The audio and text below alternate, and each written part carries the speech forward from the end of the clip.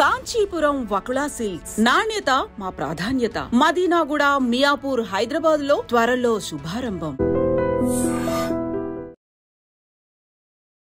Hello guys, welcome to I dream. నేను మీ నందు. ఇవాళ మనతో పాటు స్టూడియోలో ఉన్న స్పెషల్ గెస్ట్ ఎవరు అంటే ప్రపంచానికి, యూత్కి ఒక మెసేజ్ ఇచ్చే ఒక మంచి గురూజీ మనతో పాటు స్టూడియోలో ఉన్నారు. యాక్చువల్గా కృష్ణుడిని ప్రేమించిన వాళ్ళు ఎవ్వరూ ఉండరు. ప్రేమ అంటేనే కృష్ణుడు, కృష్ణుడు అంటేనే ప్రేమ. మరి శత్రువుని కూడా ఎలా ప్రేమించాలి అనేది మనం కృష్ణుడిని చూసి నేర్చుకోవచ్చు. అటువంటి కృష్ణుడి గురించి మనతో ఎన్నో విషయాలు షేర్ చేసుకోవడానికి మనతో పాటు ఇస్కాన్ టెంపుల్ నుంచి ప్రణవానంద గురూజీ ఉన్నారు. ఒకసారి ఆయనతో మాట్లాడదాం. నమస్తే గురూజీ. హరే కృష్ణ. నమస్తే అండి. ఎలా ఉన్నారు? బాగున్నా, మీరు ఎలా ఉన్నారు? నేను కూడా చాలా బాగున్నా గురూజీ. యాక్చువల్గా ఫస్ట్ నాకు ఒక డౌట్ ఉంది గురూజీ, అది ఫస్ట్ అడిగేస్తాను మిమ్మల్ని. గురూజీ, మేనకా గాంధీ రీసెంట్గా ఒక కమెంట్ చేశారు, ఇస్కాన్ వాళ్ళు గోవులన్నిటిని తీసుకొచ్చి కసాయి వాళ్ళకి అమ్మేస్తున్నారు అని చాలా ఆరోపణలు కూడా చేశారు. అసలు దీనికి మీరేం చెప్తారు? ఇది నిజమేనా? దీన్ని ఏం చెప్తాము అని అంటే, జనాలు పూర్తి విషయాలను తెలుసుకోకుండా ఏదో మనకి కెమెరా ఉంది, ముందు మైక్ ఇచ్చారు కదా అని మాట్లాడేస్తూ ఉంటారనమాట. కానీ అలా చేయకూడదండి. ఏదైనా సరే వాస్తవాలను మనం తెలుసుకోవాలి. మనకి ఏ ఇస్కాన్ టెంపుల్కి వెళ్ళినా సరే, ఏ ఇస్కాన్ గోశాలకు వెళ్ళినా సరే, అక్కడ ఎంత బాగా ఆవులు చూస్తారో వెళ్ళిన ప్రతి వాళ్ళకి తెలుసు. ఎందుకంటే మా ఆశ్రమంలో 100కి పైగా ఆవులు ఉన్నాయి. అందులో పాలు ఇచ్చేవి 4-5 ఉంటాయండి అంతే. మిగతా వాటన్నిటిని ఎంత బాగా చూసుకుంటారంటే మాకు అప్పుడప్పుడు అనిపిస్తుంది, అసలు ఎంత బాగా ఆవై ఉంటే బాగుండేది కదా, ఇంత బాగా సేవ చేసుకుంటారన్నారా అని అంటుంది అనమాట. కాబట్టి ఎక్కడ మనందరం కృష్ణుడి యొక్క ప్రేమికులు, గోవుని కూడా అంతే ప్రేమిస్తాం కదండి. కాబట్టి అందుకే ఇస్కాన్ వాళ్ళు 100 కోట్ల పరువు నష్ట దావాని వేశారు మేనకా గాంధీ పైన అనమాట. కాబట్టి we are strictly against her allegations. ఆవిడ ఎప్పుడు, ఎందుకంటే ఆవిడ చెప్పింది అనంతపురం ఇస్కాన్ గోశాల గురించి అనమాట. అక్కడికి వెళ్ళి అక్కడ ఉండే అథారిటీస్ దాన్ని సర్వే చేసి అసలు ఇక్కడ అలాంటిది ఏది జరగలేదు అని చెప్పారనమాట. సర్వేలో కూడా ఇంకా వాళ్ళు ఒక నోటీస్ని రిలీజ్ చేశారు, మేము చాలా ప్రౌడ్గా ఉన్నాము వీళ్ళు చేసే సేవ గోవులకి అని. కాబట్టి ఎవరో ఏదో మిస్ ఇన్ఫర్మేషన్ని అలా మొత్తం బయటికి మీడియా ద్వారా చెప్పడం అనేది చాలా తప్పు పని. అలా చేయకూడదు ఎవరు కూడా. కాబట్టి మనం ఒక ఆధ్యాత్మికమైన మార్గం గురించి మనం మాట్లాడుతున్నప్పుడు కోట్ల లక్షల మంది ఇక్కడ కాదండి, ప్రపంచవ్యాప్తంగా గోసేవ చేస్తున్నారు. ఎంతమంది గోవులని సంరక్షిస్తూ గోసేవ ఒక సంకల్పంగా చేసుకున్న వాళ్ళు అన్నమాట. కాబట్టి అటువంటి సంస్థ పైన మనం ఎటువంటి ఆరోపణలు కూడా ప్రామాణికంగా బేస్ లేకుండా మనం మాట్లాడకూడదు అనమాట. కాబట్టి ఇప్పుడు చూద్దాం ఆ కేసు ద్వారా ఏం జరుగుతుందో ఏంటో. నిజాలు మొత్తం కూడా ప్రపంచానికి బయటపడుతూ ఉంటాయి కదండి. కాబట్టి నిజాన్ని ఎవరు దాచలేరు. సూర్యుడిని ఎలా అయితే దాచలేరో, సూర్యుడి పైన మనం మురికేసామనుకోండి, సూర్యుడికి ఏమైనా అంటుతుందా అండి? కాబట్టి అవి మనం ఆకాశంలో మురికేస్తే అది మన పైనే పడుతుంది, చెత్త. కాబట్టి అలాంటి పనులు చేయకూడదు. భగవంతుడి పైన, భగవంతుని నమ్ముకున్న వాళ్ళపైన, భగవంతుడి యొక్క మార్గాన్ని ముందుకు తీసుకెళ్తున్న వాళ్ళపైన మనం చాలా గౌరవంతో ఉండాలన్నమాట. కాబట్టి ఇప్పుడు చూడండి మీరే, ఇంటర్నెట్లో వాటన్నిటికీ రిఫరెన్సెస్ అన్నీ కూడా మన ఇస్కాన్ వాళ్ళు పెట్టారు. తర్వాత ఆ పరువు నష్ట దావాన్ని కూడా వేశారు 100 కోట్లది.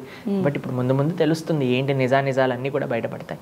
కాబట్టి మన గోశాలలో గోవుని ఎంత ప్రేమిస్తారంటే అంత. మా గురువు గారు చెప్పారు ఏంటో తెలుసా, భగవంతుడికి ఎలా సేవ చేస్తారో గోవుకి అలా సేవ చేయాలి అని మా గురువు గారు మాకు చెప్పారన్నమాట. కాబట్టి మా అందరికీ, ఆశ్రమంలో ఉండే వాళ్ళందరికీ చెప్పారు, ప్రతి వారం ఇన్ని గంటలు తప్పకుండా గోసేవ చేయాలి అని మాకు నియామకం చేశారనమాట. కాబట్టి మా ఆచార్యులు, మా గురువులు అందరూ కూడా గో సంరక్షణ కోసం సంకల్పం చేసుకున్నారు. మేము కూడా అదే విధంగా ముందుకెళ్తున్నాం. గురుగారు, చాలామంది ఇలాంటి పిచ్చి ఆరోపణలు చేస్తూ ఉంటారు. హిందువుల మీద ఏదో ఒక బురద జల్లడానికో, ఆ టాపిక్ని డైవర్ట్ చేయడానికో. But end of the day మనకి నిజం ఏంటి అనేది మీరు అన్నట్టు ఇప్పుడు నిజాన్ని ఎవరు దాచలేరు, అది బయటకు వచ్చేస్తుంది. మన ఇస్కాన్ గురించి కూడా మాట్లాడుకుంటే, అసలు ఇస్కాన్ అనేది కూడా మనం విదేశం నుంచి అడాప్ట్ చేసుకున్నాము అని అంటారు. దాని గురించి ఏం చెప్తారు? విదేశీ సంస్థ, అంతర్జాతీయ సంస్థ, దీనికి తేడా తెలుసుకోవాలి. విదేశీ సంస్థ అంటే విదేశీలు తయారు చేసిన సంస్థ. అంతర్జాతీయ సంస్థ అంటే ప్రపంచం అంతా ఉన్న సంస్థ. కాబట్టి జనాలకి ఏంటంటే అండి, ఇప్పుడు ప్రపంచంలో ఏ మంచి చేసినా సరే మాటలు అనే వాళ్ళు ఉంటారు, మనకు తెలుసు కదండి. కాబట్టి వాళ్ళందరిపైన మన కాన్సన్ట్రేషన్ అనేది ఉండకూడదు. ప్రభుపాదుల వారు ఎవరండి? మన భారతీయులు. మన భారతీయుడిగా పుట్టి ఆయన ఈ సనాతన ధర్మాన్ని ప్రపంచంలో నలుదిక్కలా వ్యాప్తి చెందడానికి తీసుకెళ్లి భారతీయులకి ఎంత ప్రయత్నం చేశారో తెలుసా? ఝాన్సీలో ఈ యొక్క మూవ్మెంట్ని స్టార్ట్ చేయడానికి ఎవ్వరు సహకరించలేదు. అప్పుడు ఆయన అమెరికాకి వెళ్ళి అక్కడ స్థాపించి వేలాది లక్షలాది మంది అక్కడ మార్చి అక్కడ నుంచి భారతదేశం తీసుకొచ్చి మళ్ళీ ఇంతమందిని. చాలామంది ఏమంటారో తెలుసా? మీరందరూ డబ్బులన్నీ అమెరికాకు పంపించేస్తున్నారండి. అమెరికాకి మన డబ్బులు అవసరమా అండి? లేదు. కాబట్టి మీకు తెలుసా, ఇస్కాన్లో ఒక స్ట్రిక్ట్ రూల్ ఉంది. అమెరికా కాదు, ఒక టెంపుల్ ఇంకో టెంపుల్ కూడా డబ్బులు ఇవ్వకూడదు. ఏ ప్రదేశంలో ఉన్న డొనేషన్స్ అదే ప్రదేశంలో సేవగా వినియోగించాలి. ప్రభుపాదులు వారు చెప్పారు, ఇస్కాన్ టెంపుల్ యొక్క రేడియస్లో ఎక్కడ కూడా ఎవ్వరు కూడా ఆకలితో పడుకోకూడదు. 5-10 కిలోమీటర్లు అంటే మనం చూస్తాం, మనకి తెలుసు అక్షయ పాత్ర ద్వారా, అన్నామృతం ద్వారా ఎంత ఇస్కాన్ వాళ్ళు సేవ చేస్తున్నారు. కాబట్టి ఎక్కడైనా సరే ఇప్పటికీ కూడా ప్రతిరోజు సుమారుగా 5, 10, 50 లక్షల మందికి నిరంతరం కూడా అన్నదానం చేస్తూ అందరికీ కూడా మనల్ని ఇది చేస్తూ ఉంటారనమాట. కాబట్టి మీకు ఇంకో విషయం చెప్పాలా, మాయాపూర్ అనే ప్రదేశంలో ప్రపంచంలో అత్యంత పెద్ద మందిరాన్ని కడుతున్నారు. అక్కడికి ఎన్నో దేశాల వాళ్ళు దానికి డొనేషన్స్ ఇస్తున్నారు. కాబట్టి ఇండియా డబ్బులు వేరే వాళ్ళకి పంపించట్లేదండి, వేరే వాళ్ళే వాళ్ళ డబ్బులు ఇండియాకి ఇస్తున్నారు. మన బృందావనంలో, ముంబైలో, హైదరాబాద్లో, కోల్కతాలో, మాయాపూర్లో కట్టిన మందిరాలన్నిటికీ కూడా డబ్బులు విదేశీయులు ఇచ్చిన డబ్బులతో మనం ఇక్కడ కడుతున్నాం అనమాట. కట్టారు ప్రభుపాదుల వారి సమయంలో, వాళ్ళ దగ్గర నుంచి డొనేషన్స్ తీసుకొని ఇక్కడ కట్టారనమాట. కాబట్టి బేస్లెస్ ఆర్గ్యుమెంట్స్ ఎంతోమంది చేస్తుంటారు, వాటిని మనం అంతగా చేసుకోవాల్సిన అవసరం లేదు, దాన్ని సీరియస్గా తీసుకోవాల్సిన అవసరం లేదు. ఎందుకంటే జనాలండి ఎంత మంచి చేయాలనుకున్నా సరే బురద జల్లే మనస్తత్వం ఉంటుంది, వాళ్ళని ఇంకేం చేస్తామండి. అవును, అంటే మంచి చేయకపోయినా పర్లేదు కానీ చెడు చేయకుండా ఉంటే చాలు. కానీ ఇది అర్థం చేసుకునే వాళ్ళు ఎవరు చెప్పండి? వాళ్ళు మంచి చేయరు, మంచి చేసే వాళ్ళని చేయనివ్వరు. కాబట్టి ఇటువంటి వాళ్ళని భగవంతుడే చూసుకోవాలి, మనం కేవలం దండం పెట్టుకోవచ్చు అంతే. ఎందుకంటే ఎక్కడో విదేశాల్లో ఉండి వాళ్ళు మనకి డొనేషన్లు ఇచ్చి మనకి సపోర్ట్ చేస్తుంటే ఇక్కడ ఉన్న వాళ్ళు బురద జల్లుతున్నారు, అది ఇంకా ఆ దేవుడికే తెలియాలి. ఇన్ ఫ్యూచర్లో దీన్ని డెవలప్ చేసి నాకు అనిపిస్తుంటుంది అప్పుడప్పుడు మన పాత సిస్టమ్ వచ్చేస్తే బాగుంటుంది. అప్పుడున్న మంచితనం, ఇప్పుడున్న టెక్నాలజీ పెరగడం అడ్వాంటేజ్ ఎంత ఉందో డిస్అడ్వాంటేజ్ కూడా అంతే ఉంది. ఆ అఫెక్షన్, ఆ ప్రేమ, ఆ జెన్యూనిటీ ఎవరిలో చూడట్లేదు. ఆ పాతకాలం రోజులు మళ్ళీ వచ్చేస్తే ఎంత బాగుంటుంది. వస్తాయి తప్పకుండా. జనాలు ఎన్నో రోజులలో ఈ అబద్ధంలో బతకలేరు. కాబట్టి వీటి యొక్క విషయాలు తెలుసుకుంటారు మంచిగా, మళ్ళీ మన రామరాజ్యం వస్తుంది మనందరికీ. అందరూ సంతోషంగా అందరూ ఉంటారు. ప్రపంచంలో ఉండే వాళ్ళందరూ కూడా సంతోషంగా, సుఖంగా, ధార్మికంగా భగవత్ సేవ చేస్తూ ఉండాలి అనేదే మన ప్రార్థన. అందుకే లోకా సమస్త సుఖినో భవంతు, సర్వే జనా సుఖినో భవంతు అని అంటే, సుఖం అంటే ఆనందం కాదండి, సుఖం అంటే ధర్మం, ధార్మికంగా ఉండాలి అనే మనం భగవంతుడికి ప్రార్థన చేస్తూ ఉన్నాం. కాబట్టి తప్పకుండా మీలాంటి వాళ్ళందరూ సంకల్పం చేయండి. సంకల్పంతో పాటు మీ వంతు ప్రయత్నం కూడా చేయండి. ప్రతి ఒక్కళ్ళు కూడా, ప్రతి ఒక్క హిందువు కూడా దీని గురించి పనిచేస్తే తప్పకుండా జరుగుతుంది. 100కి 1000% నేనైతే దీనికి సపోర్ట్ చేస్తాను. మా డ్రీమ్ ఆడియన్స్ కూడా సపోర్ట్ చేస్తారు డెఫినెట్గా. చాలా సంతోషం అమ్మా. ఎక్కువ ధర్మ మార్గంలోనే నడిచే వాళ్ళకి కష్టాలు ఎక్కువ వస్తాయి అని అంటారు కాదు, అది నిజం కూడా. అది ఎందుకు అంటారు? ధర్మ మార్గంలో నడిచే వాళ్ళకి కష్టాలు ఎక్కువగా వస్తాయి అంటూ ఉండదండి. ఇప్పుడు చూడండి, మనం ఇప్పుడు ధార్మికంగా ఉన్నాం,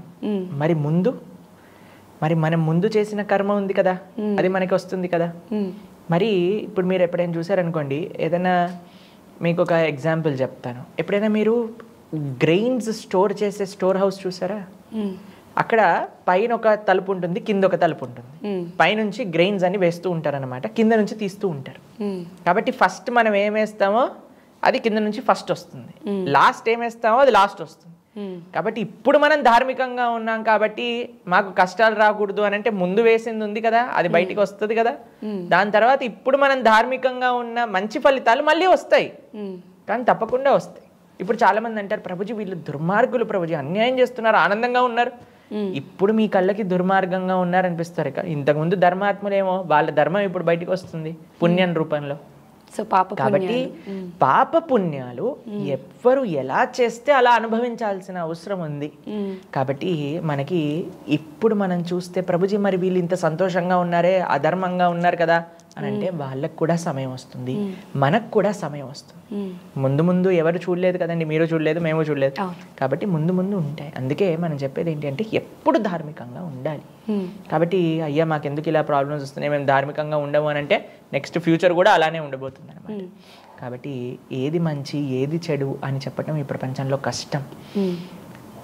ఏది వచ్చినా సరే అది భగవంతుడు మనకి ఇచ్చే ఒక అనుగ్రహంగా స్వీకరించి జీవితంలో నమ్మకంతో ధైర్యంతో ముందుకెళ్ళటమే ఒక మంచి ధర్మము అని అంటే. మీకు ఒక విషయం చెప్తాను. మీకు మహాభారతంలో కుంతీదేవి గురించి తెలుసా? పాండవుల యొక్క తల్లి. పాండవులకి ఎన్ని కష్టాలు వచ్చాయండి మీరు చూసారు కదా. ఎన్ని వాళ్ళని రాజ్యం నుంచి వెలగొట్టేస్తారు, లాక్షాగ్రహం దహనం చేస్తారు, ద్రౌపది వస్త్రాభరణం చేస్తారు, వాళ్ళకి 5 ఊళ్ళు ఇవ్వండి అన్నా సరే ఇవ్వరు అనమాట. అయినా సరే కుంతిదేవి ఏమంటారో తెలుసా అండి కృష్ణుడి దగ్గర, అయ్యా మాకు ఇంకా ఇంకా కష్టాలు, ఎందుకంటే కష్టాలలో నువ్వు మాకు ఇంకా బాగా గుర్తొస్తావు అని అంటారు అనమాట. కాబట్టి కష్టము సుఖము ఏంటో తెలుసా అండి, ఎప్పుడైతే భగవంతుడు గుర్తురాడో అదే కష్టం, ఎప్పుడైతే భగవంతుడు గుర్తొస్తాడో అదే సుఖం. కాబట్టి మీరు ధార్మికంగా ఎవరైతే భగవద్భక్తులు ఉన్నారో వాళ్ళకి నిజంగా కష్టము అని అంటే వాళ్ళకి ఆ కష్టం అనిపించదండి. నా జీవితంలో మీకు ఒక ఉదాహరణ చెప్తాను. మాకు ఒకరు ఫోన్ చేసి చెప్పారనమాట, అబ్బాయి ఈయన చాలా అంటే చాలా కష్టపడుతున్నారు, ఈవిడ అనారోగ్యంతో ఉంది, చాలా పరమ కృష్ణ భక్తురాలు, మీరు మాట్లాడండి ఒకసారి అంటే మేము ఫోన్ చేసి అమ్మ మీ ఆరోగ్యం బాగుండాలి అని చెప్తే ఆవిడ ఏమన్నారు తెలుసా, ప్రభుజీ ఆరోగ్యం కోసం ప్రార్థన చేయకండి ప్రభుజీ, ఈరోజు ఉంటాను రేపు పోతాం, ప్రార్థన చెయ్యాలి మా కోసం, మమ్మల్ని ఆశీర్వదించాలి మీరు అని అంటే మాకు ఎప్పుడు కృష్ణుడు గుర్తుండాలి అని ఆశీర్వదించండి అని చెప్పారనమాట. కాబట్టి ధర్మం అంటే ఏంటో తెలుసా అండి, కృష్ణుడు ఏం చేసినా మంచే చేస్తాడు అనే నమ్మకం భగవంతుడి పైన ఉండటం. నిజంగా భగవంతుడు మనకి మంచే చేస్తాడండి. ఎందుకు చేస్తున్నాడు ఏంటి అనేవన్నీ కూడా మనకి సమయం రివీల్ చేస్తుంది. కాబట్టి మనం ధైర్యంతో ఓపికతో నమ్మకంతో ధార్మికంగా ఉండాలి. ఓకే గురూజీ, అసలు కర్మ సిద్ధాంతం అంటూ ఉంటారు కదా, కర్మ సిద్ధాంతం నిజంగా ఉంటుందా? అంటే మంచి చేసిన వాళ్ళకి మంచి జరుగుతుంది, చెడు మనం ఏదైతే చేస్తామో అది మనకి తప్పకుండా తిరిగి వస్తుంది అంటారు. ఇప్పుడు మీరు అన్నట్టే, ఇప్పుడు చెప్పినట్టు తప్పులు చేసే వాళ్ళందరూ మా పక్కన ఎంతో హాయిగా తిరుగుతున్నారండి, మేము ధర్మ మార్గంలోనే నడుస్తున్నాము, కానీ ఎన్నో కష్టాలు అనుభవిస్తూ ఉన్నాము అని చాలామంది చెప్తూ ఉంటారు. దాని గురించి మీరేం చెప్తారు? కర్మ అందరికీ వస్తుంది. మీరు మంచి చేస్తే మంచి వస్తుంది, చెడు చేస్తే చెడు వస్తుంది. మీరు ఇంతకుముందు మంచి చేశారా, ఇప్పుడు మీకు మంచి జరుగుతుంది. ఇంతకుముందు చెడు చేశారా, ఇప్పుడు మీకు చెడు జరుగుతుంది. కానీ ఇప్పుడు మీరు మంచి చేస్తే రేపు మీకు మంచి జరుగుతుంది. అర్థమైందా? కాబట్టి ప్రతి ఒక్కరికి every action has equal and opposite reaction. ఇది లా అందరికీ కూడా అప్లై అవుతుంది అనమాట. దాంట్లో ఎవ్వరు కూడా ఎగ్జామ్షన్ కాదు. మరి భగవంతుని ఎందుకు ఆశ్రయించాలి అంటే, భగవంతుని ఆశ్రయించటంటే ఏం చేస్తారంటే, ఇప్పుడు చూడండి మనకి ఒక పాము కాటేయాలి అని రాసింది అనుకోండి మన కర్మలో, భగవంతుని ఆశ్రయించిన వాళ్ళకి అది చీమ కుట్టతంతో తీసేస్తారనమాట. కాబట్టి మనకి భగవంతుని ఆశ్రయించి ఎప్పుడైనా సరే తత్తేను కంపా సుసమీక్షమానౌ భుంజాన మేవాత్మ కృతం విపాకం హృద్వాక్యవపవిర్ వదనన్ నమస్తే జీవే తయోభుక్తి ఏషే దయాభక్ అని అంటుంది భాగవతం. ఏ కష్టం వచ్చినా సరే అది నేను చేసుకున్న కర్మ ఫలితమే అని ఎవరైతే అక్సెప్ట్ చేసి భగవంతుని ఆశ్రయిస్తారో వాళ్ళకి మాత్రమే భగవంతుడి దగ్గరికి వెళ్ళే అర్హత ఉంటుంది అని చెప్తారనమాట మన శాస్త్రంలో. కాబట్టి మనం ఎప్పుడైనా సరే మన కష్ట నష్టాలన్నీ కూడా మనం చేసుకున్నవే మనకు వస్తున్నాయి.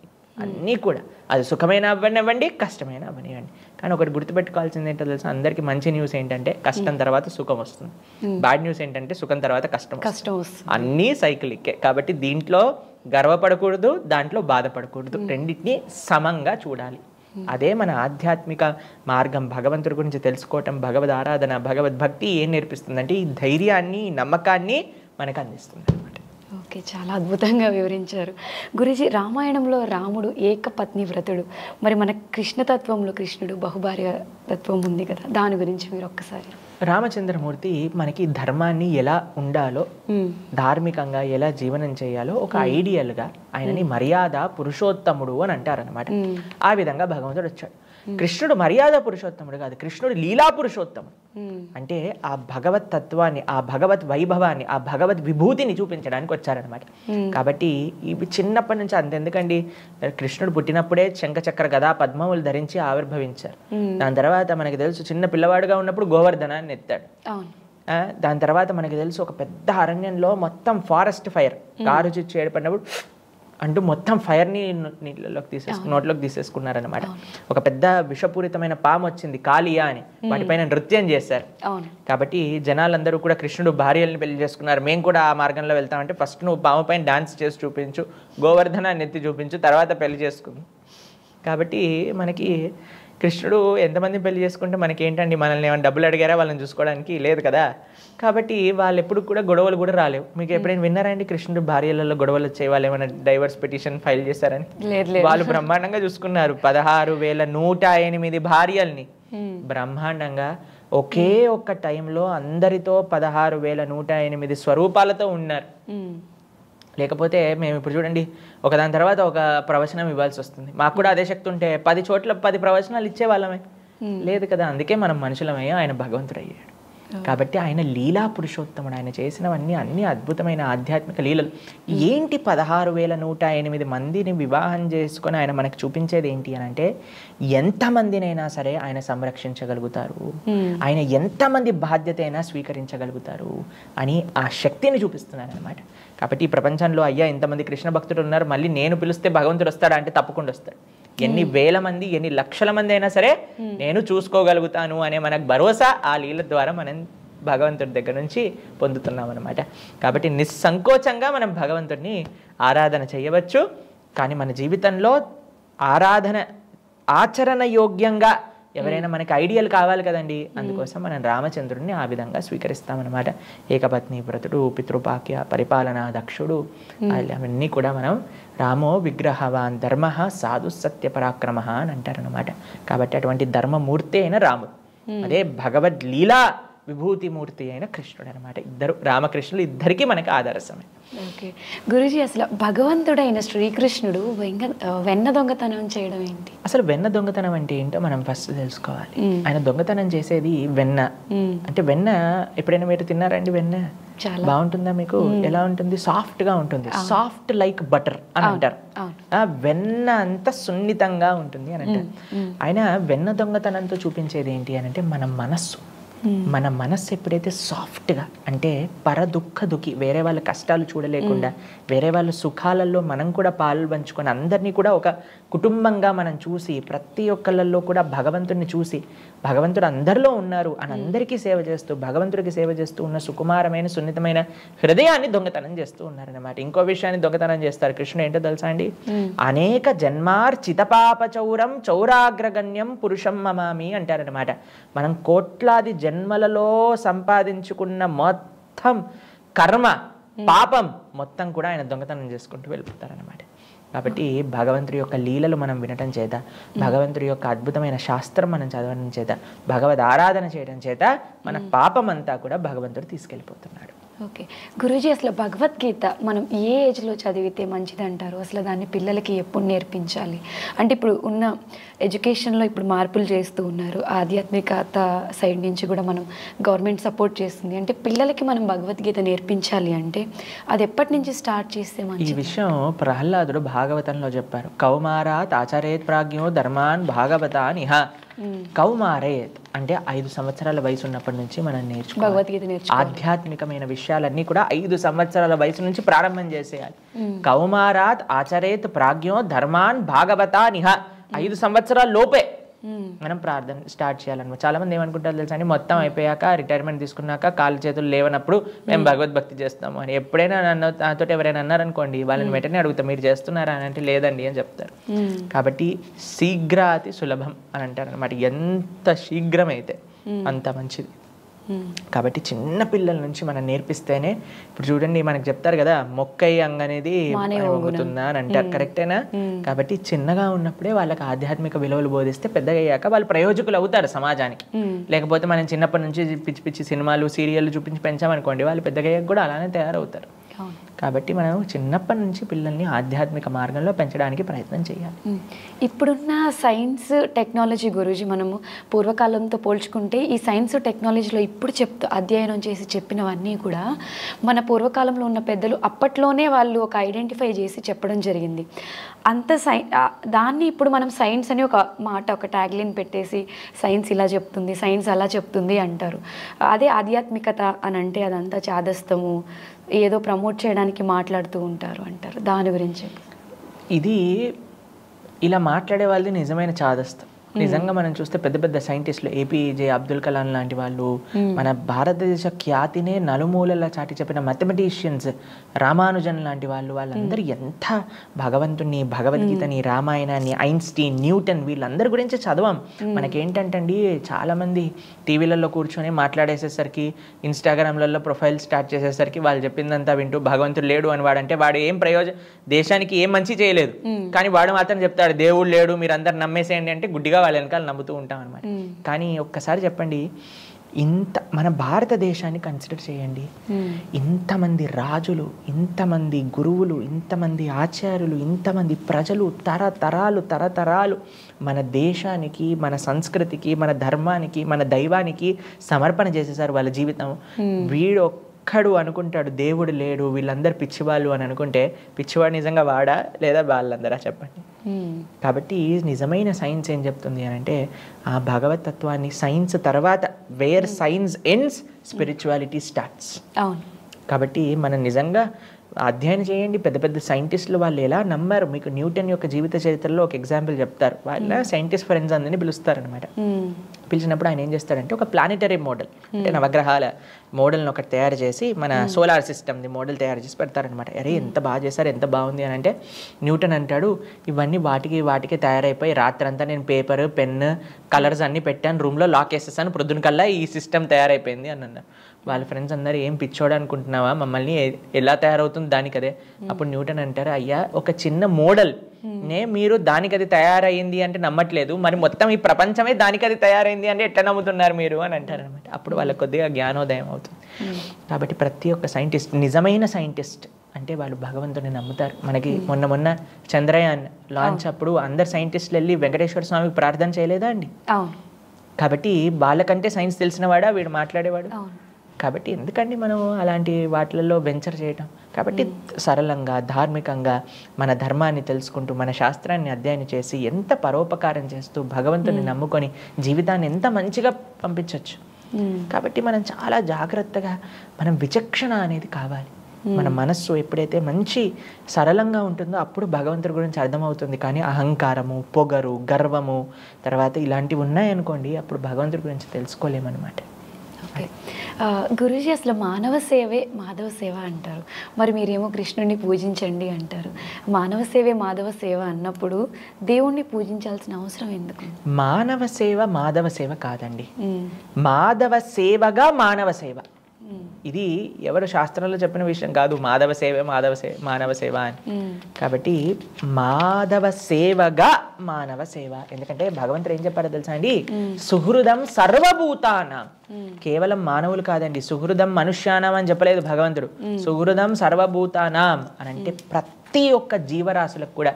ఇప్పుడు చూడండి, మానవ సేవే మాధవ సేవ అనే వాళ్ళు వేరే పశువుల్ని చంపేసి తినేస్తూ ఉంటారు. కానీ అయ్యా దేవుడు మీకెంత తండ్రో వాళ్ళకు కూడా అంతే తండ్రి. ప్రతి జీవరాశికి ఆయనే తండ్రి. కాబట్టి ప్రతి ఒక్కరిని ఒక మానవుడితో ఆగిపోకండి. చాలామంది ఒక వర్గాంతో ఆగిపోతారు, ఒక రాష్ట్రంతో ఆగిపోతారు, ఒక దేశంతో ఆగిపోతారు. కానీ శాస్త్రం తెలుసుకొని కృష్ణుడిని ఆశ్రయించిన వాడు మాత్రమే వసుదైవ కుటుంబకం అనే భావనతో ప్రతి ఒక్క జీవరాశి, ప్రతి ఒక్క మనిషి ఆనందంగా ఉండాలి అని చెప్పే తత్వమే కృష్ణ తత్వం. అది ఒక మనిషికి పట్టాలి అని అంటే కావాల్సిన మార్గం ఆధ్యాత్మిక మార్గం. కాబట్టి మానవ సేవే మాధవ సేవ కాదండి, మాధవ సేవగా మానవ సేవ కూడా అని అంటే. ఇప్పుడు చూడండి, ఒకళ్ళు అంటారు నేను మా ఇంట్లో తల్లిదండ్రులను చూసుకోను కానీ ప్రపంచానికి అంతా ఉద్ధరిస్తాను అని అంటే మంచిదేనా పద్ధతి? లేదు. తల్లిదండ్రులతో పాటు ప్రపంచాన్ని చూసుకోవాలి. కాబట్టి భగవంతుడి ఆరాధనతో ప్రపంచానికి కూడా మనం సేవ చేయాలన్నమాట. అంతేగాని భగవంతుని వదిలేస్తా ప్రపంచాన్ని పట్టుకుంటా ఇలా అనకూడదు అనమాట. భగవంతుడి యొక్క ఆరాధన దానిస్తాను, ప్రపంచ సేవ దానికి ఇస్తాను, భగవత్ సేవగా సమాజ సేవ. ఇది మన ఆచార్యులు, గురువులు అందరూ కూడా మనకి నేర్పించిన విషయాలన్నమాట.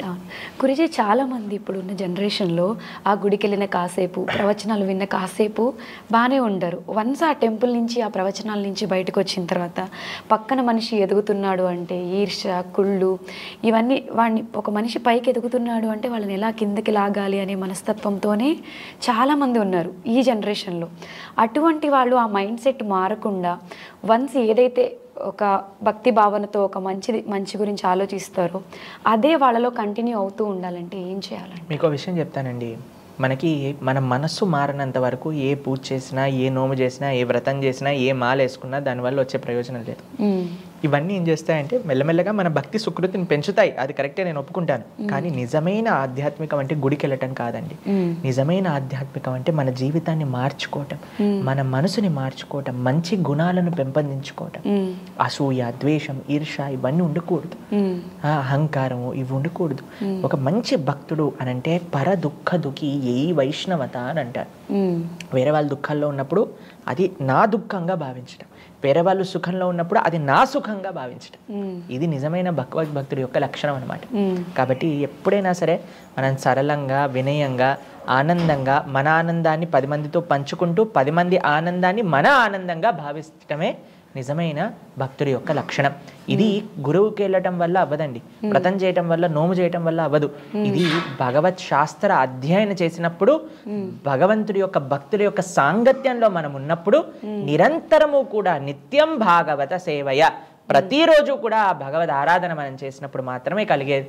కాబట్టి ఒక ఫెస్టివల్లో ఇప్పుడు చూస్తాం, ఒక పండగ వచ్చిందనుకోండి, 10 రోజులో 11 రోజులో ఫుల్ ఆ జోష్లో ఉంటారు. దాని తర్వాత చేయకూడని తప్పులన్నీ చేస్తూ ఉంటారు అనమాట. అలా చేస్తే ఆ పని అవ్వదు. నిత్యం భాగవత సేవయ, ప్రతిరోజు ఆ భగవద్భక్తి యుతంగా ఉంటేనే మనకి మంచి విషయాలు కలుగుతాయి. గురూజీ, ఇప్పుడు మనము చాలా వీడియోస్లో బయట చూస్తూ ఉంటాము, మన కృష్ణతత్వాన్ని ప్రమోట్ చేయడానికి విదేశం నుంచి వచ్చి వాళ్ళు ట్రెడిషనల్గా చీరలు కట్టుకొని, చక్కగా పంచెలు కట్టుకొని, కృష్ణుడు విగ్రహాలు పట్టుకొని, మనం ఫారిన్ కంట్రీస్లో కూడా కృష్ణుడి గురించి వాళ్ళు ప్రమోట్ చేస్తూ ఉంటారు. అది మన ఇండియన్స్ వచ్చేసరికి ఎవరైతే ఫారిన్ కల్చర్ ఉందో ఆ కల్చర్ని మన వాళ్ళు అడాప్ట్ చేసుకుంటున్నారు, మన కల్చర్ని ఫారిన్ వాళ్ళు అడాప్ట్ చేసుకుంటున్నారు. దీని గురించి అసలు మీరేమంటారు? వాళ్ళు ఇండియాలో ప్రమోట్ చేయడానికి వేసుకోవట్లేదండి ఆ బట్టలు కానీ, వాళ్ళు చేసే సంస్కృతి కానీ. వాళ్ళు దాన్ని నమ్ముకున్నారు. వాళ్ళు దాన్ని ఇది కరెక్ట్, మాకు ఈ జీవితంలో భౌతికతలో ఎటువంటి సుఖం లేదు, ఇది అశాశ్వతం అని తెలుసుకొని భగవద్ మార్గంలో సుఖం ఉంది అని దాన్ని తెలుసుకొని దాన్ని ఆచరిస్తూ ఉన్నారనమాట. కానీ ప్రపంచం అంతా భారతదేశం వైపు చూస్తే మన వాళ్ళు మాత్రం ప్రపంచం వైపు చూస్తున్నారు. ఇది మన దగ్గర ఇప్పుడు చెప్పండి, ఇంట్లో మనకు అంటారు కదా, ఇంట్లో ఉండే వాళ్ళకి గౌరవం లేదు, బయట వాళ్ళకి గౌరవం అని. అలా తయారైపోయింది అనమాట. మన దగ్గర ఉండే మన సంస్కృతి, మన సాంప్రదాయం, ఎంత మంచిగా మన సాంప్రదాయం, మన సంస్కృతి మనకుంది, దీన్ని వదిలేసి ఎక్కడనో మేము ఆచరిస్తామంటే దానికంటే మూర్ఖత్వం ఇంకోటి లేదు. కాబట్టి మనం everybody is looking for the Indian spirituality. మనం కొద్దిగా కాన్షియస్ తీసుకొని ఎంతమంది ప్రపంచంలో ఉండే వాళ్ళు ఎలా మన భారతదేశాన్ని ఎంత గౌరవిస్తున్నారు, మన భారతీయ సంస్కృతి సంప్రదాయాలు ఎంత గౌరవిస్తున్నారని చూసి దాన్ని మనం తెలుసుకొని, అందుకే శ్రీల ప్రభుపాదుల వారు అమెరికాలో ఈ సంస్థ స్థాపన చేయడానికి రీజన్ ఏంటో తెలుసా అండి? భారతీయులకు ఎంత చెప్పినా వాళ్ళు వినట్లేదనమాట. అమెరికన్లు ఏం చేస్తే అది చేస్తామంటున్నారు. కాబట్టి ప్రభుపాదుల వారు అనుకున్నారు అమెరికన్స్ని మారుస్తాను, తర్వాత ఈ భారతీయులు మారుతారు అని. వాళ్ళని మార్చి ఇక్కడ తీసుకొచ్చాక వందలాది వేలాది మంది ఇక్కడ వాళ్ళు కూడా ఇంట్రెస్ట్ పెంచుకున్నారనమాట. అక్కడ వారు ఇక్కడికి వస్తే తప్ప ఇక్కడ వారు మరి మనం ఎలా ఉన్నామండి అసలు? మనది అని చెప్తే వినేవాళ్ళు ఉన్నారా అసలు? మన వాళ్ళని చీప్గా తీసుకునే వాళ్ళు ఉంటారు. కానీ ప్రపంచం అంతా కూడా ఎంత గౌరవిస్తుంది భారతీయత. కాబట్టి మన లోపల భారతీయులలో వినయం లేకుండా పోయింది. అది ఎప్పుడైతే వస్తుందో అప్పుడు మన రూట్స్ మనకు బాగుండాలి.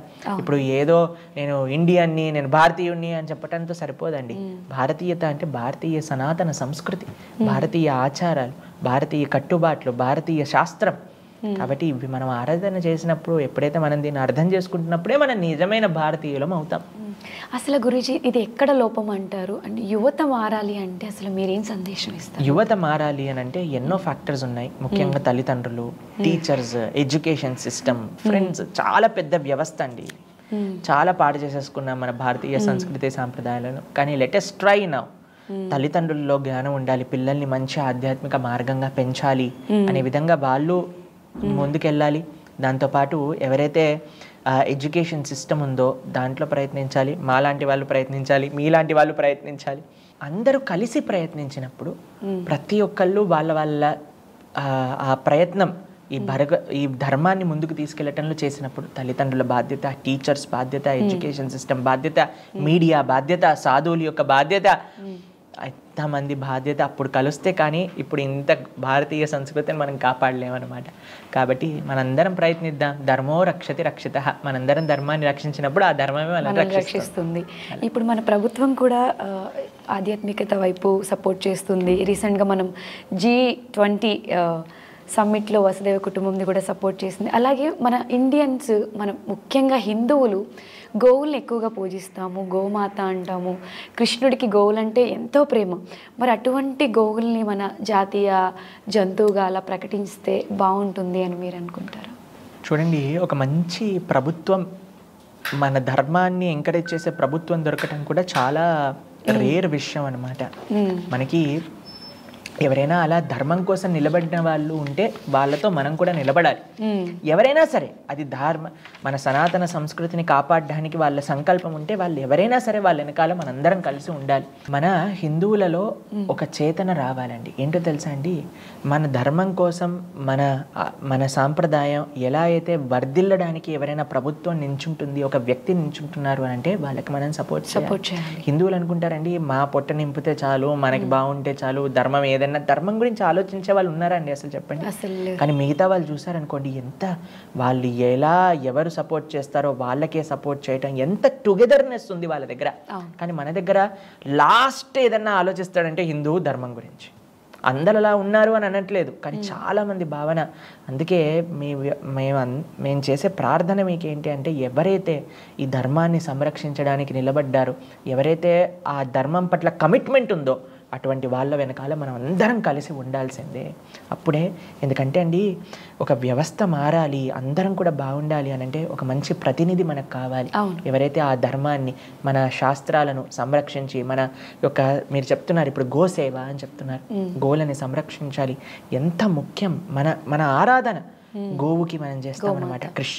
కృష్ణుడికి చెప్తారు గోపాలక అని ఆయన పేరు అనమాట. ఎప్పుడు కూడా గోప ప్రియా అని అంటారనమాట. కాబట్టి ఆ గోవులు ఎప్పుడు కూడా ఎవరైతే కాపాడడానికి సంకల్పం చేసుకుంటున్నారో, గోహింస అన్నిటికంటే మహాపాపం అది. కాబట్టి గోవులని సంహరించటం అవన్నీ కూడా ఎవరైతే బ్యాన్ చేస్తారో అటువంటి వాళ్ళ వెనకాలే మనం ఉండాలి, మన ప్రయత్నం కూడా ఉండాలన్నమాట. ఇప్పుడు దీనికండి ఒక్కళ్ళు సంకల్పం సరిపోదండి, అందరూ టుగెదర్గా రావాలి. ఇందాక చెప్పినట్టుగా మీడియా రావాలి, సాధువులు రావాలి, హిందువులు మేలుకోవాలి. ముఖ్యంగా నిద్రలో నుంచి నేలుకొని నేను నా ధర్మాన్ని కాపాడుకోవాలి అనే ఒక ప్రయత్నం మనం అందరం కలిసి చేసినప్పుడే ఈ దేశాన్ని సంరక్షించవచ్చు. ఈ భారతీయ సనాతన సంస్కృతి మనం కాపాడగలుగుతామన్నమాట. మీరు చెప్పినట్టు గురూజీ, మన ఇండియన్స్లో ఈ టుగెదర్నెస్ చాలా తక్కువ ఉంటుంది. మన కంట్రీస్ నుంచి చూసుకుని వచ్చి క్రిస్టియన్స్ కానివ్వండి, మా మతంలోకి డబ్బులు ఇచ్చి జాయిన్ చేసుకోవడం కానివ్వండి, అంటే హిందువులు అయ్యుండి మన సంస్కృతిని, మన సాంప్రదాయాలని మనం కాపాడుకోకుండా ఎక్కడో వచ్చిన కల్చర్ని దేన్నో తీసుకుని వచ్చి అడాప్ట్ చేసుకొని దాన్ని ప్రమోట్ చేస్తూ ఉన్నారు. మన హిందువులు ఎవరూ కూడా మీరు హిందూయిజంని కాపాడండి, దీన్ని ప్రమోట్ చేయండి, దీన్ని మీరు బుర్రలోకి ఎక్కించుకోండి అంతలా ఎవరు చెప్పరు. సో దీనివల్ల దీన్ని ఇలానే మనం ప్రమోట్ చేసుకోకుండా, మనం కాపాడుకోకుండా ఉంటే కొన్ని సంవత్సరాల తర్వాత, అసలు కొన్ని ఇయర్స్ తర్వాత హిందూయిజం అనేది అసలు అంటే చరిత్రలో చెప్పుకోవాల్సిన వచ్చే సిచ్యువేషన్. కొన్ని సంవత్సరాలు కాదమ్మా, ఇప్పటికీ ఆ పరిస్థితి ఉంది. ఎన్నో ప్రాంతాలలో మన అస్తిత్వం లేకుండా ఉంది. చాలా ప్రాంతాలలో మీరు చూడండి, ఇంటర్నెట్లో మీకు తెలుస్తుంది ఈ విషయాలని. ఎంతోమంది ఎంతో ప్లాన్ ప్రకారంగా వాళ్ళు ముందుకెళ్తున్నారు. ఏ పని చేయాలన్నా వాళ్ళు వెనకాడరు. వాళ్ళ విషయాలన్నీ కూడా జనాల్లోకి తెలిసి ఏదో మాయ మాటలు చెప్పో, పిచ్చి పిచ్చి మ్యాజిక్లు చూపించో మనం టీవీలలో చూస్తాం కదండి. కానీ మనం అలాంటి స్థాయికి దిగజారలేము ఎప్పుడు కూడా. మన ధర్మం ఏంటో తెలుసా అండి, మంచిగా భగవద్గీత, రామాయణ, పురాణాలన్నింటినీ కూడా చెప్తాం. చక్కగా వింటారు, మంచిగా ఒక ఇంటెలెక్చువల్ స్థాయిలో అర్థం చేసుకొని మన వాళ్ళు మారుతారు. ఇప్పుడు చాలామంది అంటారు, ఈ ఫారినర్స్ అందరు ఇస్కాన్ డివోటీస్ ఎలా అయ్యారు, మేమేమి ఇలా నీళ్లు జల్లి ఆయిల్ పూసి లేదా మీకు ఇదైపోతుంది అదైపోతుంది అని చెప్పలేదు. మేమేమి కూడా భగవద్గీత చెప్పాం, వాళ్ళకి భగవద్గీత నచ్చింది, కృష్ణుడు నచ్చాడు, బృందావనం నచ్చింది, భక్తి నచ్చింది, వాళ్ళు వచ్చారు. అంతేకాని వేరే దేవతల్ని దూషించి మనము ఏదో ఒక విధంగా పిల్లల్ని మార్చి డబ్బులు ఇచ్చి ఇలాంటి దిగజారి స్థాయికి మనం ఎప్పుడు కూడా దిగలేమన్నమాట. కాబట్టి మనం మన ధర్మాన్ని నిజంగా మీరు చెప్పినట్టుగా కాపాడుకోవాలి.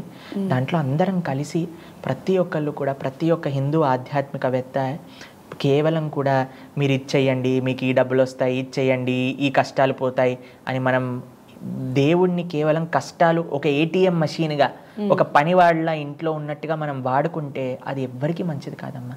మన శాస్త్రం ఏం చెప్తుంది, మానవ జీవితం ఎందుకు వచ్చింది, ఎలా తరింపజేసుకోవాలి, ఎంత గొప్ప సనాతన సంస్కృతి అనే విషయాలు శాస్త్రం నుంచి చెప్పడానికి ప్రయత్నం చేసి ప్రతి ఒక్కళ్ళు కూడా చక్కగా ఆ విషయాలలో జాగరూకం చేసినప్పుడే మన ధర్మం అనేది నిలబడుతుంది. లేకపోతే ఏముందండి, మీరు కోరికలు కోరికలు కోరికలు అని చెప్తే వాడంటాడు మా దేవుడు ఇంకా బాగా కోరికలు తీరుస్తారంటే అక్కడికి వెళ్ళిపోతారు. అన్నిటికంటే లీస్ట్ ఒక మనిషి చేసే పని ఏదన్నా ఉంటే దేవుడిని అడగటం. ఎందుకంటే ఇంత ఇచ్చిన వాడిని ఇంకా అడుగుతున్నామంటే ఇంకా వాడిని ఏం చెప్పలేమన్నమాట. కాబట్టి భగవంతుడు ఎంత చేశాడు, ఆయన చేసిన దానికి కృతజ్ఞత తెలుపుకోండి, ఆయన చేసిన దానికి ఆయనకి సేవించండి అని మనం చెప్తున్నాం. కాబట్టి మన ధర్మం మంచి ధర్మం కాబట్టి ఇప్పటికీ ఎవరిపైన అటు ప్రలోభాలు పెట్టి ఇటు మాయలు చేసి మనం ఎప్పుడు కూడా మన ధర్మాన్ని ముందుకు తీసుకెళ్ళలేదు. అసలు అది మనకి అవసరం కూడా లేదు కదా గురుజీ. మన రామాయణం కానివ్వండి, భగవద్గీత, భారతం నుంచి మన భారత భాగవత రామాయణాలు చెప్తూ ఉండండి, మన ధర్మం ఆటోమేటిక్ గా కాపాడుతుంది. కాబట్టి మనం చేస్తున్న సేవ అదే, మనం ఇప్పుడు చేస్తున్నది కూడా అదే. శాస్త్రాన్ని చెప్తూ ఉన్నాం, ఈ శాస్త్రాన్ని విని ఎంతో మంది మారుతారు. మనం ఏం మ్యాజిక్ చూపించాల్సిన అవసరం లేదు, ఏం పిచ్చి పిచ్చి వేరే ధర్మాలను మనం మాటలు అనాల్సిన అవసరం లేదు. చూడండి అప్పుడప్పుడు వాళ్ళు ఎలా దూషణ చేస్తూ ఏవేవి స్థాయికి దిగబోయి జారిపోతారన్నమాట. మన ధర్మం ఒకళ్ళు కత్తి చూపించి మార్చారు, ఇంకొకళ్ళు మ్యాజిక్ చూపించి మార్చారు. కానీ మనం మాత్రం శాస్త్రాన్ని శాస్త్రీయంగా ప్రమాణంగా మాట్లాడి ఇప్పటికీ 1000 సంవత్సరాల తర్వాత కూడా మన ధర్మం మిగిలింది అని అంటే మన ధర్మం యొక్క గొప్పతనం చెప్పుకోండి. ఎన్ని చేసినా మన ధర్మాన్ని మన పూర్వీకులు కాపాడారు. కానీ ఇప్పుడు ఈ జనరేషన్, మనం ఉన్న జనరేషన్ ఏదో వాళ్ళ యొక్క భౌతిక కోరికల వల్ల ఈ ధర్మాన్ని నాశనం చేస్తున్నారు. బాహ్యమైన శక్తి ఈ ధర్మాన్ని ఎప్పుడు ఏం చేయలేకపోయింది, కానీ మన వాళ్ళే మన ధర్మాన్ని నాశనం చేస్తున్నారు. కాబట్టి ఈ ధర్మ పరిరక్షణ కోసం మనందరం ఒక సంకల్పంతో ముందుకెళ్ళాలి. తప్పకుండా ఆ భగవంతుడి యొక్క దయ వల్ల తప్పకుండా జరుగుతుంది. అసలు ఇంత చిన్న ఏజ్లో మీరు చేస్తున్న ఈ కృషి ఏదైతే ఉందో నిజంగా మీకు చేతులెత్తి దండం పెట్టచ్చు గురుజీ. అంతా భగవంతుడి యొక్క దయ, ఆచార్యులు గురువుల యొక్క దయ. ఇప్పుడు చూడండి, ఏది చేయాలన్నా సరే స్వామి దయ ఉంటే కదండి మనం చేయగలుగుతాం. కాబట్టి ఆ భగవంతుడి యొక్క దయ వల్లనే ఏదైనా జరుగుతుంది. కాబట్టి మేమేం చేయట్లేదు, ఆ స్వామి ఏదో ఒక కొద్దిగా సేవ ఆయన శక్తి వల్ల మేము చేయడానికి ప్రయత్నం చేస్తున్నాం. అందరి తోడ్పాటు ఉంటే ఇంకా బ్రహ్మాండంగా చేయగలుగుతాం. డెఫినెట్గా గురూజీ కృష్ణుడిని ఒకే కులానికి పరిమితం చేస్తారు, కృష్ణుడిని నల్లనయ్య అంటారు, క్యాస్ట్లు డివైడ్ చేస్తారు. అసలు ప్రస్తుతం మనం సమాజంలో చూసుకుంటే కులమతాల గురించి గొడవలు ఎక్కువైపోతున్నాయి. దేవుణ్ణి కూడా కులమతాలతో కంపేర్ చేసి ఈయన మా క్యాస్ట్ దేవుడు, ఈయన మీ క్యాస్ట్ దేవుడు అనే ఇష్యూస్ కూడా తీసుకొస్తున్నారు. దీని గురించి మీరు ఏం చెప్తారు? అన్నిటికంటే అజ్ఞానం ఇది. భగవంతుడికి అసలు మనకే ఏ క్యాస్ట్ లేదండి. సనాతన ధర్మంలో కుల వ్యవస్థ లేదు, వర్ణ వ్యవస్థ ఉంది. చాతుర్వర్ణం మయా సృష్టి గుణ కర్మ విభాగశ. 4 వర్ణాలను సృష్టించిన వాడికే వర్ణాన్ని ఆపాదిస్తామండి మనం. భగవంతుడు ఏ గుణానికి అతీతమైన, కాబట్టి ఆయన అద్భుతమైన స్వరూపం, సచ్చిదానంద స్వరూపం. ఈయన మావాడు, ఆయన మీవాడు, ఇలా దేవుణ్ణి వీటన్నిటికీ కారణం ఏంటో తెలుసా అండి? అహంకారం, అవిద్య. నా అనే, ఇప్పుడు చూడండి, నా కులం గొప్పది అని ఎందుకు అనిపిస్తుంది? నువ్వు ఆ కులానికి చెందినవాడి కాబట్టి. నా రాష్ట్రం, నేనిది, నేనది, నా వాళ్ళు, నాది నాది. అన్నిటికంటే పెద్ద రోగం ఏంటో తెలుసా మనిషికున్నది? నాది నేను అనుకోవటమే. ఎప్పుడైతే నాది నేను పోతుందో అప్పుడే మనం అర్థం చేసుకోవచ్చు భగవంతుడిని. దీన్ని ఏమంటారు తెలుసా అండి? గో కరహ అని అంటారు, గాడిద బుద్ధి అని అంటారు భాగవతంలో, ఎవరైనా నాది నేను అని అనుకున్న వాళ్ళు ఉంటే. అందుకే మన శాస్త్రం ఎప్పుడు కూడా వసుదైవ కుటుంబకం గురించి మాట్లాడుతుంది, కానీ నేను బాగుండాలి, నాకు చెందిన వాళ్ళే బాగుండాలి, మిగతా వాళ్ళు ఏమైనా పర్వాలేదు ఇలా అనుకోరండి. కాబట్టి ఎంత ఉదాత్తమైన చరిత్ర మన సనాతన ధర్మానికి ఉంది. ప్రతి ఒక్కళ్ళు కూడా ఎవరైనా ఇలా ప్రార్థన చేస్తారండి? వసుదైవ కుటుంబకం, లోకా సమస్త సుఖినో భవంతు అని ఎవరైనా ప్రార్థన చేస్తారండి? ఎవరు చేయరు.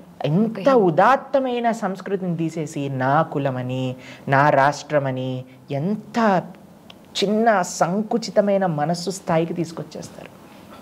కాబట్టి కృష్ణుడు ఏ కులానికి సంబంధించిన వాడు కాదండి, ఆయన భగవంతుడు, అందరినీ తరింపజేయడానికి వచ్చినవాడు. కాబట్టి మన దగ్గర కుల వ్యవస్థ లేదు, అందరూ సమానమే. చాతుర్వర్ణం మయా సృష్టి గుణ కర్మ విభాగస. వర్ణం ఉంది, కులం లేదు. వర్ణం అంటే ఏంటో తెలుసా అండి? టైప్. బ్రాహ్మణులు అని అంటే ఎవరైతే శాస్త్ర అధ్యయనం చేస్తారో బ్రాహ్మణులకి ఎన్నో లక్షణాలు ఉన్నాయండి. బ్రహ్మ జానాతి ఇది బ్రాహ్మణ. ఎవరైతే భగవంతుని తత్వతంగా తెలుసుకొని అధ్యయనం చేసి 10 మందికి చెప్తారో, ఎవరైతే దక్షిణ ద్వారా జీవిస్తారో అటువంటి వాళ్ళు బ్రాహ్మణులు. క్షత్రియులు అని అంటే ఎవరైతే సంరక్షణ కోసం జీవితం మొత్తం నిలబడతారో అటువంటి వాళ్ళది క్షాత్ర ధర్మం. వైశ్యులు ఎవరైతే బిజినెస్ చేస్తారో వాళ్ళు వైశ్యులు. శూద్రులు అంటే ఎవరైతే ఎంప్లాయీస్ ఉన్నారో వాళ్ళందరూ శూద్రులు. కాబట్టి ఇప్పుడు శూద్రులు అంటే ఈ ఫ్యామిలీకి చెందిన వాళ్ళు, వైశ్యులు అంటే ఈ ఫ్యామిలీకి చెందిన వాళ్ళు, బ్రాహ్మణులు అంటే ఈ ఫ్యామిలీకి చెందిన వాళ్ళు కాదు. ఎవరు ఏ గుణము ఏ పని వీటిని బట్టి వాళ్ళ యొక్క వర్ణము అనేది డిసైడ్ అవుతుంది అనమాట. గుణం అని అంటే మనకుండే క్వాలిటీస్, 2 కర్మ మనం చేసే పని. కాబట్టి ఈ 2 పరిగణలోకి తీసుకోవాలి. కానీ కృష్ణుణ్ణి రాముణ్ణి ఒక కులానికి ఒక ధర్మానికి, వాళ్ళ కులానికి సంబంధం లేదు, ధర్మానికి సంబంధం లేదు, అందరికీ పిత సర్వలోకేశ్వరుడు కృష్ణుడు అనమాట. అహం బీజ ప్రదాపిత సుహృదం సర్వభూతానాం. అందరికీ కూడా పతి ఆయనే అనమాట, అందరికీ పిత ఆయనే. త్వమేవ మాతా చ పితా త్వమేవ బంధు చ సఖా త్వమేవ విద్యా ద్రవిడం త్వమేవ సర్వం మమ దేవదేవ.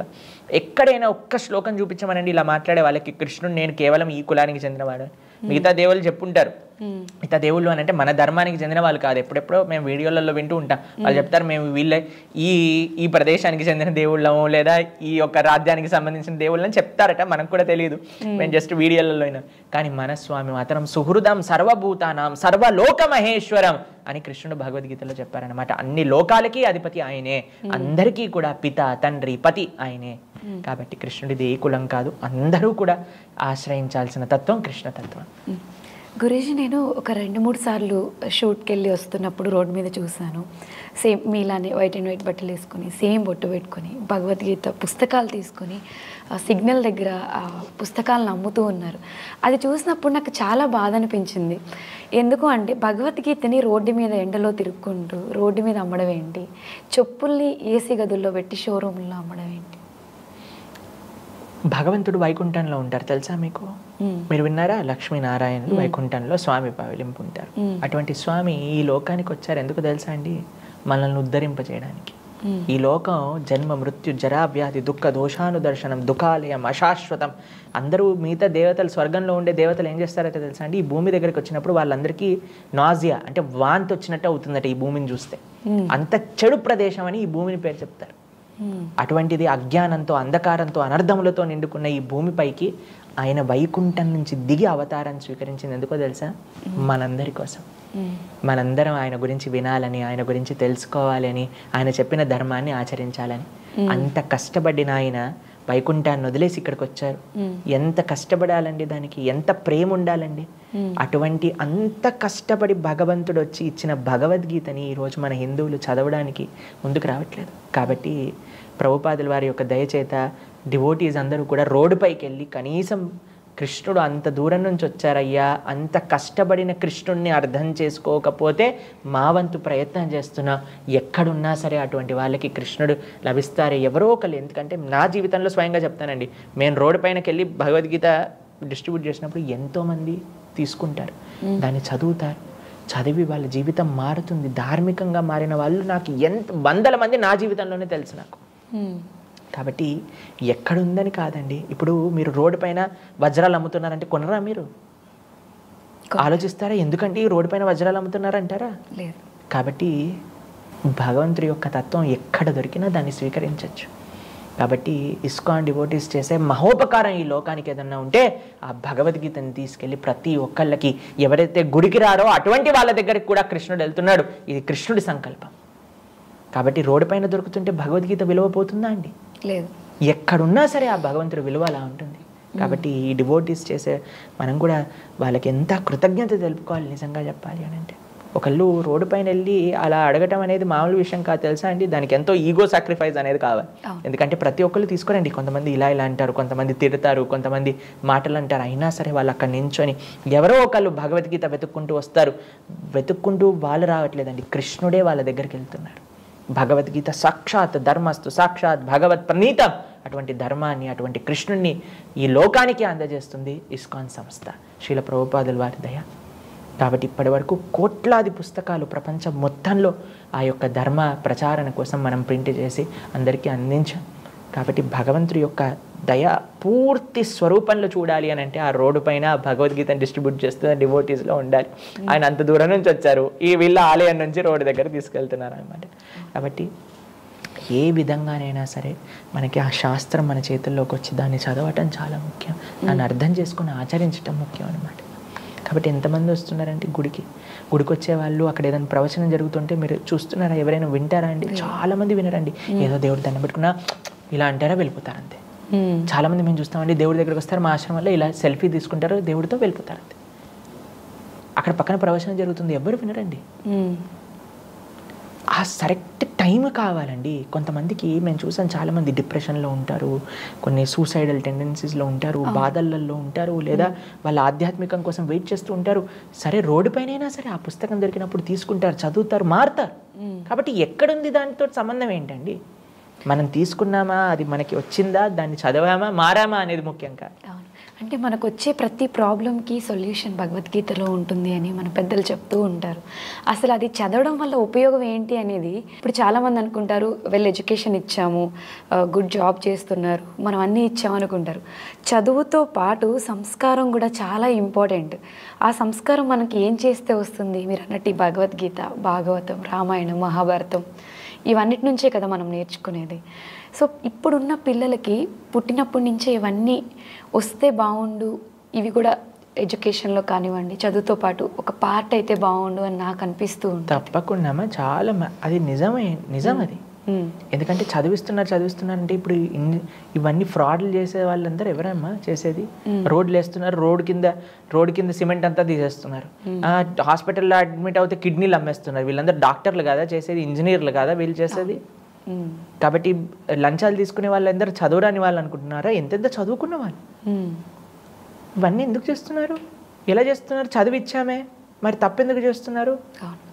కానీ ధర్మాన్ని నేర్పించాలి. తల్లిదండ్రులుగా జననీన సస్యాత్ పితాన సస్యాత్ స్వజనోన సస్యాత్ అని అంటారన్నమాట. శాస్త్రం చెప్తుంది, ధార్మికమైన విషయాలు నేర్పించి పిల్లల్ని మంచి మార్గంలో ఉద్ధరింపజేయగలిగిన స్థితి లేకపోతే పిల్లల్ని కనద్దు అని చెప్తుంది అనమాట శాస్త్రం. కాబట్టి మన బాధ్యత తల్లిదండ్రులుగా, గురువుగా, టీచర్గా మనకుండే బాధ్యత ఏంటి అంటే సరైన ధర్మాన్ని నేర్పించడానికి. ఎంత చదువుకున్నారని గొప్ప విషయం కాదమ్మా, ఎంత ధర్మం వాళ్ళకి తెలుసు. వేరే వాళ్ళకి మంచి చెయ్యాలి, చెడు చేయకూడదు, కళల్లో కూడా వేరే వాళ్ళ చెడు కోరుకోకూడదు. ఇవన్నీ ఎలా తెలుస్తుంది? మన రాముడు, కృష్ణుడు వీళ్ళ గురించి తెలుసుకుంటే కదమ్మా తెలిసేది. టీవీలలో, సినిమాలలో, సీరియళ్ళల్లో ఇవి నేర్పిస్తున్నారా? మీరు ఎక్కడైనా చూసారా అండి? ఒక దగ్గర వేరే వాళ్ళ కోసం జీవించాలి, వేరే వాళ్ళ కోసం మంచి చేయాలి, ఒక స్త్రీని గౌరవించాలి. సినిమాలు, సీరియళ్ళు చూస్తే ఒక స్త్రీని ఒక ఆబ్జెక్టిఫై చేసేసి ఏదో ఒక ఎంత హీనంగా చూపిస్తున్నారు. అటువంటి వాళ్ళకి పిల్లల్ని చూడాల్సిన అవసరం ఉందా అమ్మా? కాబట్టి మన వ్యవస్థని మార్చాలి అని అంటే ప్రతి ఒక్కళ్ళ సంకల్పం దాంట్లో కావాలన్నమాట. డెఫినెట్గా గురించి రీసెంట్ టైమ్స్లో మన రాజకీయ నాయకులు, ఎంతో ఫేమస్ వాళ్ళు కూడా సనాతన ధర్మం గురించి కమెంట్ చేయడము, అసలు దాన్ని తీసేస్తే బాగుంటుంది ఇలాంటి మాటలు మాట్లాడుతున్నారు. మంచి అనేది తగ్గిపోయిన రోజుల్లో అంత పెద్ద పెద్ద పొజిషన్లో ఉన్నవాళ్ళు ఇలాంటి కమెంట్స్ చేయడం వల్ల పబ్లిక్కి చాలా ఎఫెక్ట్ అనేది జరుగుతుంది. వాళ్ళని ఆ పొజిషన్లో పెట్టిన మనకి తప్పది. ఎవరైతే మన ధర్మాన్ని దూషిస్తున్నారో, ఎవరైతే మన ధర్మం కోసం నిలబడరో అటువంటి వాళ్ళని మనం ఎన్నుకోవాల్సిన అవసరం లేదు. ఎవరైతే ధర్మాన్ని కోసం ఉంటారో వాళ్ళకే మన యొక్క మద్దతు అనేది తెలపాలి. కాబట్టి వాళ్ళు ఏ బలం చూసుకొని మాట్లాడుతున్నారు అని అంటే మేము ఏం చేసినా పర్వాలేదు, ఈ గుడ్డి వాళ్ళు మాకు ఓటేస్తారు డబ్బులు తీసుకొని అని మన ధర్మాన్ని, మన దేశాన్ని అమ్ముకున్న ప్రజలు ఉన్నారు కదా. ఇప్పుడు చూడండి ఎంత ఈజీ అయిపోయిందండి, ఎక్కడైనా సరే అమ్ముకోవటం. ధర్మాన్ని ఇంత డబ్బులు ఇస్తాను, మా ధర్మంలోకి మారిపోవంటే మారిపోతున్నారు. అసలు హిందువులలో అసలు ఎంత ఆ యొక్క జ్ఞానము, ఆ యొక్క నిష్ఠ, మనకి శివాజీ మహారాజ్, సాంబాజీ మహారాజ్, ఎంతమంది మహానుభావులు. మన ఆ పంజాబ్లో ఆ సిక్కులు వాళ్ళ పరంపరలో స్టోరీస్ మనం వింటాం. రాణులు ఎంతమంది తమ శరీరాన్ని త్యాగం చేసేసారు, కానీ మేము మతం మారము, మేము మా యొక్క ఈ ధర్మాన్ని మారము అని శివాజీ మహారాజ్ యొక్క కుమారుడు మొత్తం చర్మాన్ని వదిలేస్తున్నా సరే భగవంతుడి యొక్క నామాన్ని చెప్పారు, కానీ మీ ధర్మంలోకి రాను అని నించున్న దేశం ఎక్కడ? కానీ డబ్బుల కోసం, చిన్ని కోరికల కోసం మాకు అదైపోయింది, మాకు ఇదైపోయింది అని మారిపోతున్న వాళ్ళు ఉన్నారు చూడండి. ఇది ఎక్కడ? కాబట్టి ఎప్పుడైతే హిందువు జాగరూకమై ధర్మాన్ని సంరక్షించిన వాళ్ళు, ధర్మం కోసం నిలబడే వాళ్ళకి మన మద్దతు తెలుపుతారో అప్పుడు కానీ వాళ్ళకి తెలుస్తుంది నేను ఏదన్నా మాట్లాడితే నేను ఇంకోసారి ఈ ప్రదేశంలో ఈ యొక్క స్థానంలో ఉండను అని తెలిసినప్పుడు. లేకపోతే నేను ఏం మాట్లాడినా ధర్మానికి వీడే ధార్మికం కాదు కాబట్టి నేనేం చెప్పినా చెల్లుతుంది అనే ధైర్యం వాళ్ళకి కల్పించింది ఎవరు? మనమే కదా. కాబట్టి మనం మారాలి. ఎవ్వరు ఈ ప్రపంచంలో మారుతారు అనుకునేది అబద్ధం. మార్పు మనతోటే స్టార్ట్ అవ్వాలి. మనం మారటమే ఈ ప్రపంచాన్ని మార్చటంలో మొట్టమొదటి అడుగు. గురూజీ, ఫైనల్గా మన హిందువులకి కొంతమంది మూర్ఖత్వంగా మన ధర్మాన్ని ఎవరైతే తగ్గిస్తున్నారో అటువంటి వాళ్ళకి మన ధర్మాన్ని మనం కాపాడుకుంటూ మీకు సపోర్ట్ చేయాలని నేను హార్ట్ఫుల్గా కోరుకుంటున్నాను. ఫైనల్గా మీరు ఆడియన్స్ అందరికీ ఏదైనా చెప్పాలి అంటే ఏం చెప్తారు? అందరూ కూడా మంచి మనస్సుతో ఈ శాస్త్రాన్ని, భగవంతుడు అందించిన ఈ అద్భుతమైన మన పూర్వీకులు అందించిన ఈ సంస్కృతి సాంప్రదాయాలని ఒక మంచి మనస్సుతో యాక్సెప్ట్ చేయండి, తెలుసుకోవడానికి ప్రయత్నం చేయండి. అది తెలుసుకొని దాన్ని ఆచరించటంలో ఉండే సుఖం మీకు మాటల్లో మేము చెప్పలేము. కాబట్టి ఆ ధర్మాచరణలో వచ్చే శాంతి, ఆ స్వాంతన, ఆ సుఖాన్ని మీరందరూ కూడా ఆ భగవత్ కృప ద్వారా పొందాలి. మీ అందరి కోసం కూడా మీ అందరినీ భగవంతుడు ఎల్లప్పుడూ కూడా చక్కటి కృపతో కాపాడాలి. మీ అందరికీ మంచి ధార్మిక చింతన లభించాలి అని భగవంతుడి యొక్క శ్రీచరణాలకు ప్రార్థన చేస్తున్నాను. ఇంత చిన్న వయసులో అంత ఎడ్యుకేటెడ్ అయ్యి ఉండి ఈ హిందూ ధర్మం కోసం మీరు ఏదైతే పోరాటం చేస్తున్నారో దేవుడు ఎప్పుడు కూడా మంచి వైపే ఉంటాడు, ఎంత ఫైట్ చేసినా కానీ ధర్మమే గెలుస్తుంది అనేది మన పురాతనాల నుంచి నేర్చుకున్నాము. మీరు ఏదైతే కష్టపడుతున్నారో దానికి డెఫినెట్గా మా అందరి సపోర్ట్ కూడా ఉంటుంది. ఇలానే మీరు కృషి చేయాలి, ఎంతోమందిని మార్చాలి అని నేను చాలా హార్ట్ఫుల్గా కోరుకుంటున్నాను. Thank you so much. చాలా సంతోషం అమ్మా, చాలా ధన్యవాదాలు. హరే కృష్ణ.